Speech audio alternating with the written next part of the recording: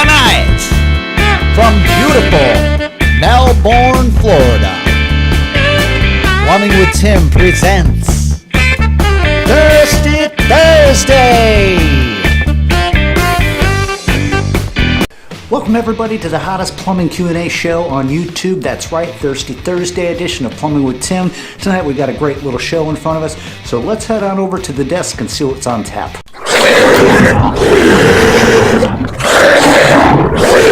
Alright, so tonight on the show, first of all, this is officially the first day of summer, and here in Florida it surely hasn't been a disappointment. I swear it's as hot as pepper pudding. Hey, as always here on Thirsty Thursday, I'm here to field some questions from you, the viewer, as well as questions I get from my customers on a regular basis. So let's see what's first on tap this evening. First this evening, our first question comes from Mr. Tom. And Tom asked a good question. Tom wants to know, what is an anti-siphoning valve and what purpose does it serve? Anti-siphoning valve. Okay, so here shortly I'm going to probably be putting a video out that explains the comparison between this as well as a backflow preventer. It's kind of similar in the same kind of category. Anti-siphoning valve or device. It's designed to try to prevent contamination into potable water. So imagine you have this valve and the water pressure is coming in to wherever it is, your toilet, your home, or anything.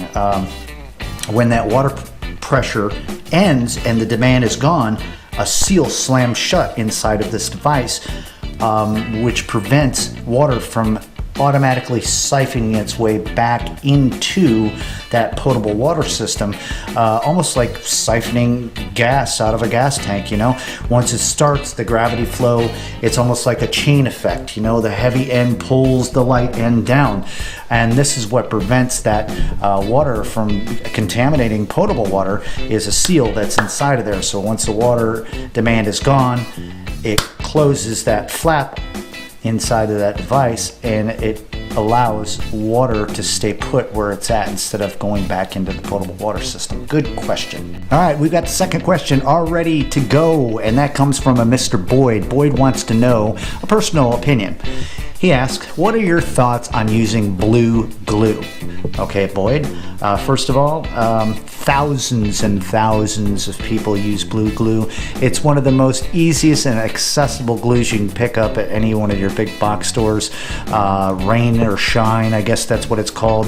And it's general purposes, you can actually use it while there's some water present, and it'll end up grabbing on. A lot of irrigation people use that kind of stuff, as well as homeowners and stuff. Me personally, I don't have any of that stuff on my van, and the reason why is because it's messy.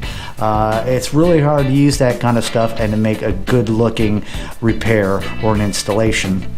I actually, if I was going to use a kind of glue that's necessary for that, I use all-purpose glue. It's a clear glue, and it kind of works in the same fashion as blue glue. It sets up in a relatively quick time.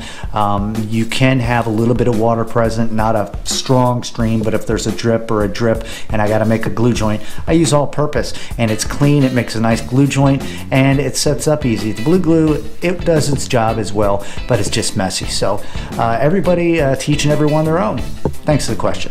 Yeah, did you catch that? No, I went to bed early and stuff, so. It is last call here on Thirsty Thursday edition of Plumbing with Tim, and we are ready to field our final and featured question of the evening, so let's have at it. Our last question this evening comes in from a Jessica. Jessica wants to know, Tim, how do you deal with grouchy customers?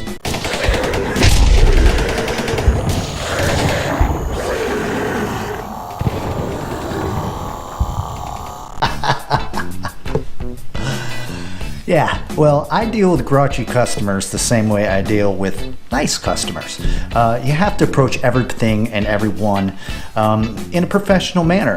Everybody is a little bit different. You know, you are a guest at their home. They call you to come to their home for your services. Now, just because they're having a bad day or they're plumbing problem is frustrating, let them vent it out a little bit. Be caring and understanding, but be to the point and make sure that they understand that you're there as a professional, you're there to fix the problem.